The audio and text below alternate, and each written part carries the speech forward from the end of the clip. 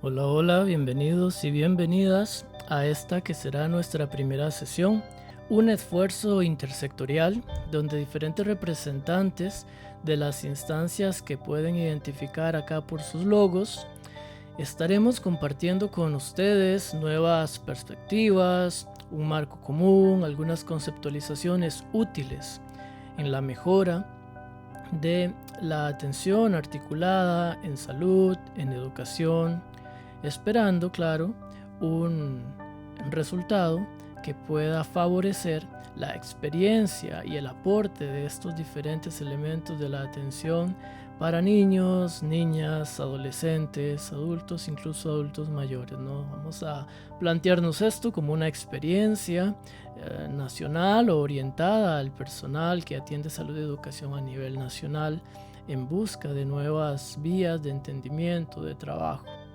de diálogo incluso. Mi nombre es Michael Padilla, soy investigador y profesor acá en la Universidad Nacional y les estaré acompañando en la primera y segunda semana. Tendremos videos como este, compartiremos lecturas, tendremos alguna oportunidad de hacer unas valoraciones por ahí del entendimiento de los puntos y bueno, pues queda también de parte de ustedes el enterarnos de cómo vivencian esta experiencia. Sin más, pues acá entramos de lleno al primer tema, ¿no? La primera semana está orientada a que conversemos y exploremos un poco esto del desarrollo integral, la visión sistémica y el trabajo en red. ¿Qué se entiende por desarrollo integral? ¿Qué se entiende por visión sistémica? ¿Y por qué el trabajo en red es esencial para el cumplimiento de estos dos elementos en sus posibilidades reales? Vamos a empezar, como se lee acá, por desarrollo integral y visión sistémica. ¿Cómo entendemos desarrollo integral, no? Lo leemos por todas partes, visiones integrales, perspectivas integrales, por favor piense de manera integral. Pero bueno, ¿qué vamos a entender por una concepción de desarrollo integral? Tiene que ver, acá lo intento reflejar con esta silueta, con lo que sea también nuestra perspectiva de qué es un ser humano, cómo entender un ser humano, qué requiere un ser humano para llevar adelante su desarrollo de la mejor forma. Todas esas preguntas están ahí en el fondo de esta visión de desarrollo integral y el por qué se promueve ahora más que nunca de una manera tan intensa. El siglo XX,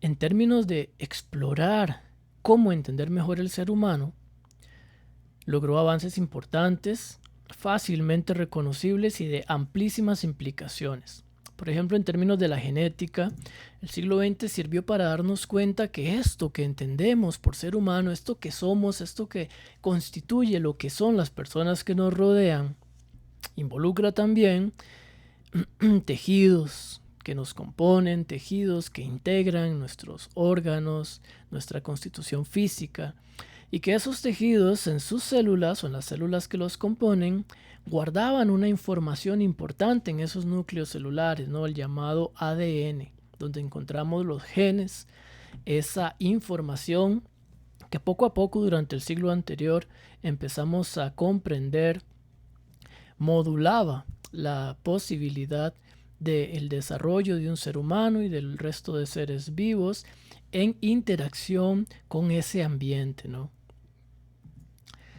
El mismo siglo XX, y ahora no hablando de la genética, sino de la fisiología, nos permitió avanzar también en el entendimiento del procesamiento de información en muchos de nuestros órganos, ¿no? Y de la manera en que se metabolizaba mucha de la energía que hacía parte de ese procesamiento de información. Entendiendo poco a poco, de mejor manera, órganos como por ejemplo acá en la imagen intento mostrar el oído interno, ¿no? La cóclea. Pudimos entender la manera en que ésta estaba equilibrando mucho de las informaciones que procesaba y logramos también, por tanto, poco a poco y después de mucho trabajo, generar, como se ve acá, apoyos, no implantes para favorecer a quien por alguna razón tuviera alguna dificultad en este procesamiento auditivo. Entender la fisiología de este ser humano y el procesamiento tanto de información como el flujo de las energías en el interior de estos órganos ha sido parte de lo que el siglo XX ha aportado, ¿no? Cognitivamente, también el siglo XX nos ayudó a entender mejor a ese ser humano. Fuimos entendiendo que esos procesos cognitivos, por ejemplo la memoria, ¿no?, tendría un sustrato en diferentes zonas del cerebro y que nuestra formación de memorias dependería de cómo se asocian también y de qué manera se permite una integración de información en ese cerebro que habilitara la consecuente permanencia de nuestros recuerdos, de nuestras memorias y demás. En términos de la cultura, otro ámbito importante de este desarrollo humano, el siglo XX, con el proceso de globalización que vivimos, ¿no?, quienes estuvimos todavía en este tránsito de un siglo a otro, nos habilitó un conocimiento como nunca hasta entonces de la diversidad de culturas que conformamos la vida en la Tierra actualmente en términos de nuestra especie Homo sapiens sapiens y sus distintos modos de relacionarse, ¿no? Cultura, cognición, fisiología. Durante el siglo XX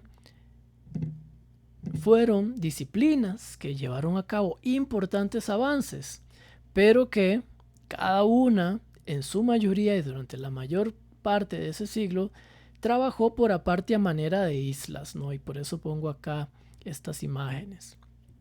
Se dice entonces que el siglo XX fue caracterizable como un siglo de especialización disciplinar. Cada disciplina profundizó muchísimo en su conocimiento, pero relacionándose poco entre ellas, no eran como islas estos conocimientos.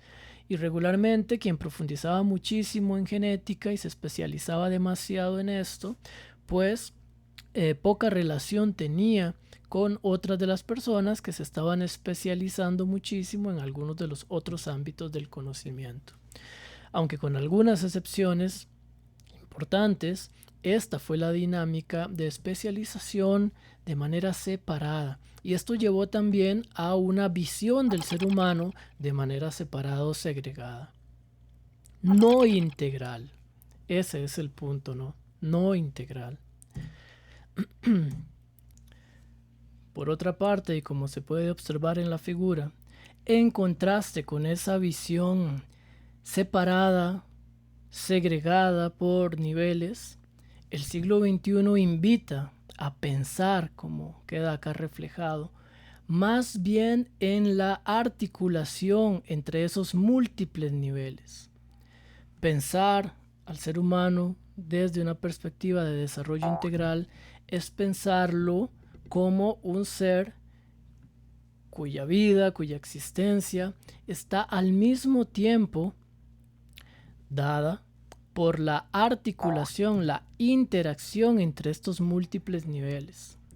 Vean que el carácter interactivo es esencial entonces para una visión integral del desarrollo, así como el esfuerzo por ir más allá y concebir a esa persona en la complejidad que permita atender a su base cultural, su base conductual, su base cognitiva, fisiológica, epigenética, etcétera, etcétera. Lo otro importante acá es que una visión de desarrollo integral va a requerir no solo tomar en cuenta, ¿sí?, que estas dimensiones se influyen entre sí y que son múltiples, que interactúan, sino también, como acá se lee, que hay una influencia bidireccional entre estos múltiples niveles. Lo que quiere decir que tanto la cultura puede afectar la manera en que pensamos, como también la manera en que pensamos con el tiempo puede modificar la cultura en que nos encontramos. Se trata de influencias recíprocas entre muchos de estos niveles. Y el entenderlas, conforme hemos entendido múltiples de estas interacciones poco a poco, nos ha permitido entender mejor a este ser humano y por tanto entender mejor las posibilidades de proveer mejores oportunidades para su desarrollo. Cómo la cognición, la manera de pensar, puede influir nuestros estados fisiológicos, nuestros ritmos, por ejemplo, respiratorios. A su vez, cómo estos ritmos respiratorios pueden influir nuestros estados mentales, nuestras emociones, nuestra motivación. Parte del entendimiento de esas articulaciones nos ha abierto nuevas posibilidades, ya decimos, no solo de entender el ser humano, sino de entender las posibilidades de la articulación, salud y educación en miras de nuevos desarrollos, que es lo que intentaremos trabajar y conversar en esta experiencia de curso. Una visión de desarrollo integral es una visión entonces multinivel, interactiva y bidireccional. Se trata de una apertura, ¿no? Un esfuerzo. Cómo en el día a día, al pensar en mí mismo, debo pensar cuánto de lo que estoy haciendo puede entenderse como esta influencia de la cultura. Esta influencia de la cultura, cuánto está influyendo a su vez en mis hábitos, en mis conductas. Cómo mis maneras de pensar, para ahora irnos a lo cognitivo, están sosteniendo muchas de estas conductas y ayudando a sostener esta cultura en la que estoy. Y también cómo entonces cambios aquí pueden generar cambios allá, ¿no? Cambios en mí, en mi pensar, pueden generar cambios en mi conducta, en la de otros, en la cultura. Y ya lo ven, se trata de ampliar, insisto, esta visión de quiénes somos, lo que podemos lograr, lo que puede lograr y a dónde podemos ayudar a que otro llegue gracias a nuestros apoyos brindados de manera colectiva en salud y en educación. De todo eso vamos a estar hablando. Si bien en el gráfico anterior estos niveles aparecen de manera vertical, acá los vemos de manera horizontal. Es otra forma de verlo, pero una forma de verlo que fue muy influyente como paradigma, como postura, ¿no? Fue la llamada perspectiva de la epigénesis probabilística. Esta fue un planteamiento realizado por Hilbert Gottlieb y este autor lo que nos ayuda a entender es lo siguiente. Cualquier ser vivo, no solo una persona, cualquier ser vivo en su desarrollo y a dónde vaya en ese desarrollo, por ejemplo, si se mueve de acá a acá, este movimiento será el resultado de muchas fuerzas que están influyendo sobre ese ser vivo, ¿no? Sobre él en ese momento del tiempo. Pueden ser fuerzas ambientales, pueden ser del comportamiento, pueden ser elementos de su sistema nervioso, de su propia genética. Constantemente a donde nos movemos en el desarrollo también implica la suma de todas esas influencias. Lo que es más, lo que acá se plantea es que acá ponemos solo 4 fuerzas, pero pueden ser muchas más, podrían ser 100, ¿no? Si empezamos a decir, ok, ¿qué del ambiente? La nutrición, la polución, sí, todo esto puede derivar en muchas, ¿no? Y por esa tal complejidad es que nos dicen desde esta postura, lo más a lo que podemos llegar es a, con alguna probabilidad, proyectar hacia dónde será más probable que una persona vaya según el momento y las influencias que está recibiendo en el tiempo. Pero son tantas y tan complejas que nunca podríamos asegurar si va a pasar esto o lo otro, sino que se entiende como un curso de probabilidades. Por eso se llama epigénesis probabilística, ¿no? Esa parte de probabilidad.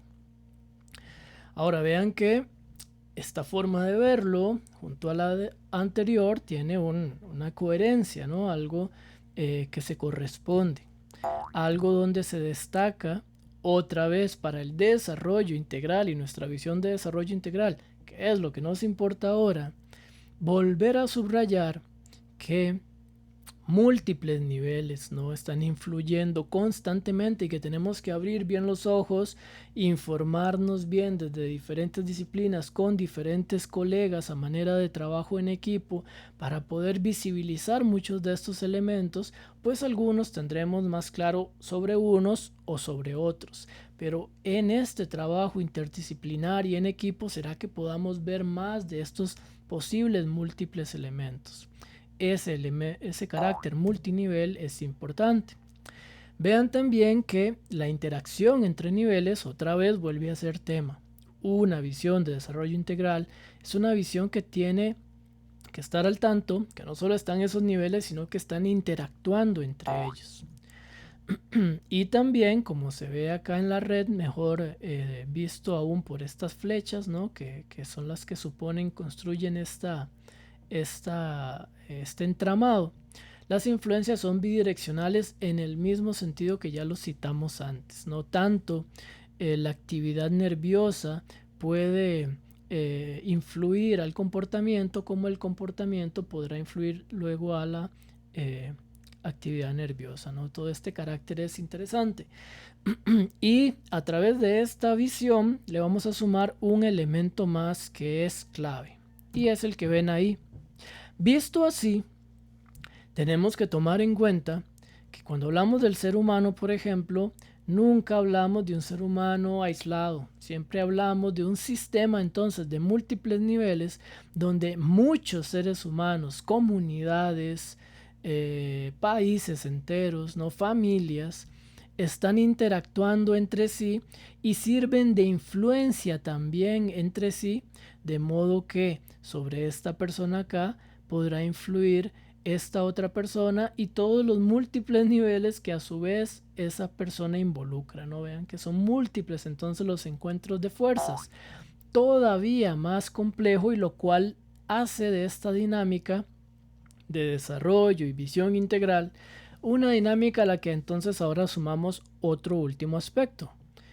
Una visión de desarrollo integral requiere una visión multinivel, requiere una visión que conciba las interacciones entre esos niveles, que entienda que esas interacciones son bidireccionales, pero también que todos los otros elementos que en ese sistema nos influyan y a los cuales estamos influyendo, le dan un carácter interdependiente, ¿no? Tenemos que entender que al pensar en el ser humano, pensamos en la manera en que éste está conectado o vinculado con los otros. Eso es muy importante. Y es lo que trae el carácter sistémico. Aquí dijimos que íbamos a hablar desarrollo humano integral, desarrollo integral y visión sistémica. Vean que si ya hemos entendido a cada uno de estos seres, a nosotros mismos y a los demás, como influidos por muchos niveles en interacción bidireccional y en interdependencia con otros, pues estamos hablando entonces de entendernos como parte de un sistema. Entender que cada ser humano, que cada persona, además de su carácter integral, está involucrado y en interdependencia, en interrelación con otros de una manera sistémica. Eso es muy importante. Justamente la definición de sistema, lo que entendemos por un sistema, es una entidad constituida por partes interdependientes.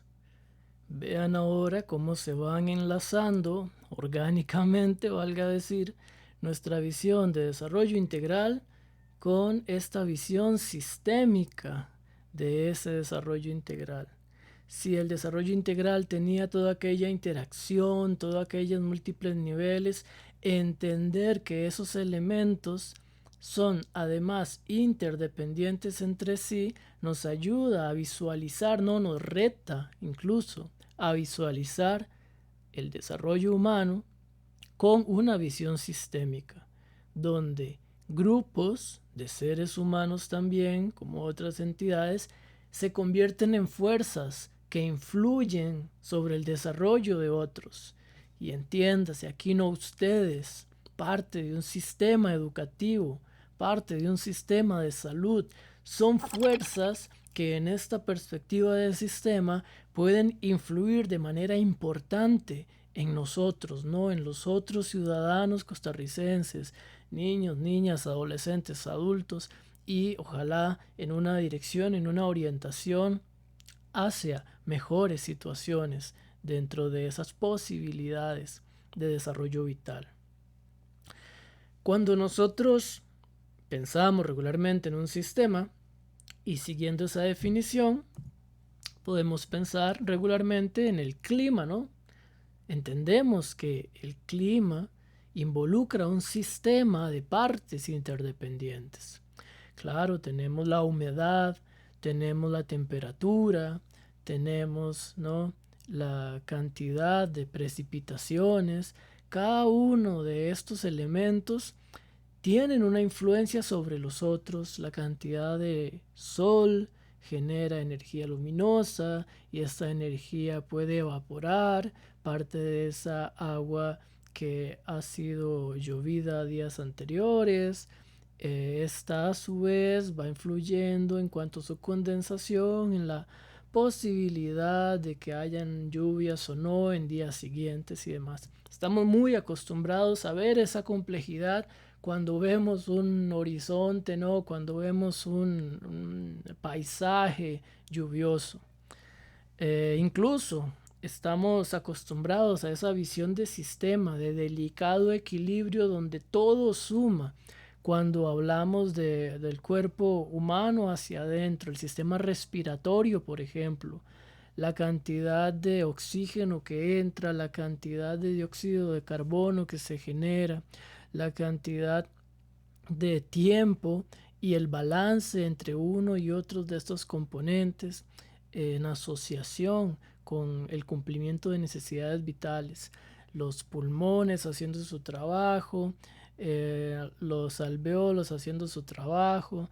Todos sabemos y lo entendemos como un sistema. Pero muchas veces nos hace falta, y es lo que aquí necesitamos invitarnos a realizar y reconocer que el otro también está invitado para hacerlo en conjunto, entender esa interacción entre niños, niñas, adultos, ¿no? Durante el desarrollo, en el juego, en familia, en comunidad, también como eventos, parte de un gran sistema. Y parte de un gran sistema que, como intentamos que se exhiba acá, tiene e involucra desde elementos, sí, del gran mundo natural alrededor, hasta los múltiples niveles, ahí los ven, culturales, ¿no? Acciones deportivas, elementos o juguetes, maquillaje, máscaras, al respecto de otros niveles que confluyen, como el de las creencias, ¿no? ¿Qué es lo que cree un niño de estos que está representando con su traje u otro? Vemos todo esto de una manera sistémica en tanto podamos, al ver a un niño de estos, pensar las influencias culturales, sus dimensiones cognitivas, emocionales, las necesidades también fisiológicas en términos de nutrición, en términos de un acceso a un ambiente sano, libre de tóxicos. Vean que es un reto, ¿no? Es un reto que, con el apoyo, no obstante, de un grupo de profesionales de la salud que dialogan con profesionales en educación, que dialogan a su vez con teorías, con procedimientos, con conocimientos locales de las personas, podemos ir estructurando e identificando, que será lo esencial, vías y oportunidades para encauzar en aquel entramado que veíamos de direcciones niños, niñas, adolescentes, adultos hacia mejores rutas, ¿no? Si vemos esta dimensión o perspectiva sistémica a la que se integra el desarrollo. Vean acá una demostración todavía en la teoría de lo que estamos hablando. Una persona dentro de su ambiente y según estas fuerzas, no un niño incluso podemos decir, por ciertos hábitos, por ciertos comportamientos, por ciertas influencias ambientales, puede llegar a un lugar, después de varios meses o años de su desarrollo, diferente al que otro niño que parte de una situación muy similar, de un lugar muy similar, podrá llegar si en cambio es sometido a otras fuerzas. Entonces vamos a tomar el ejemplo, ¿no? Acá señalado con este círculo. Vamos a suponer que este círculo involucra zonas del desarrollo a las que podemos llegar asociadas con diabetes. Entonces volvamos a pensar en este niño o joven, ¿no? ¿Qué influencias ambientales, por ejemplo, dietas familiares, ¿no? Cultura, tradiciones, o bien qué influencias en los medios de comunicación pueden empujar a que, sumado a las influencias del comportamiento y otras, obtengamos temprano en el desarrollo un niño o un joven que manifieste la situación de diabetes, ¿no? Factores de riesgo serán llamadas aquellos elementos que nos conduzcan o que nos puedan conducir a estas situaciones o circunstancias asociadas a vulnerabilidad. Factores de riesgo. Tenemos a la persona, cualquiera, ustedes, yo, nuestros vecinos, estudiantes, pacientes, ¿sí? Y muchos de los elementos que encuentren que se les adscriban en diferentes momentos del tiempo, en cuanto puedan llevar u orientar a situaciones o circunstancias asociadas con vulnerabilidad, les diremos factores de riesgo. Y es importante conocer cuáles son esos elementos que intensifican esas fuerzas para, por supuesto, tras identificarlos, trabajarlos en busca de reducir su manifestación. Entonces, más puntualmente ahí lo ven, ¿no? Vamos a entender que en este desarrollo humano complejo, sistémico, ¿no? De cursos e interacciones en múltiples niveles, habrán elementos que puedan llevarnos a situaciones de vulnerabilidad como el desarrollo de una diabetes, ya decía, a edades tempranas. Y esos elementos serán identificados, diremos que ellos son factores de riesgo. Así como, muy importante, habrán otros elementos que nos lleven, por ejemplo, por otras rutas y nos encaminen a otros lugares, como ese que vemos ahí. Vamos a asociarlo más bien con éxito escolar, por ejemplo, ¿no? Vamos a decir que estos otros factores que promueven y que permiten que una persona llegue a una situación o a una circunstancia que está asociada con menos vulnerabilidad o con más éxito, ya no será entonces un factor de riesgo, sino un factor de protección. Y estos, aunque se habla de ellos menos, son igual o más importantes que los otros, ¿no? ¿Cuáles son esos factores que yo debo identificar están en la comunidad, en la familia, en la institución y que puedo colaborar a vincular con esta persona y con su trayecto vital para que ojalá con el aporte de esa fuerza entre las muchas otras del entramado se alcance una situación donde el beneficio y no la vulnerabilidad sea lo que destaque. Esos factores que conduzcan a ellos serán los reconocidos como factores de protección. Ahora bien, hasta acá hemos hablado muy teóricamente, ¿no? De todo lo que hemos compartido. Y ahora Para poner un poco más sobre la tierra los pies y sobre una muy amplia tierra de mucha investigación que se ha llevado a cabo en los últimos años al respecto, nos valdremos de esta primera lectura: Neuroplasticidad en los 6000 primeros días. Una lectura que los llevará en un recorrido, ahora sí, evidencia actualizada, científica, sobre la manera en que durante los primeros 15 años de vida incluso, nuestro cerebro y muchos otros componentes de nuestro neurodesarrollo se mantienen todavía plásticos y aptos para modificarse según el ambiente al que somos expuestos. Es gracias a esa posibilidad de modificarse que enfrentamos algunos riesgos, ¿no? Ya decíamos, con estos factores que nos pueden encaminar hacia lugares del desarrollo poco beneficiosos, pero es también, y ahí lo leerán, gracias a esta posibilidad de plasticidad, de cambio, que algunos apoyos pueden llevarnos ahora en cambio a lugares beneficiosos del desarrollo.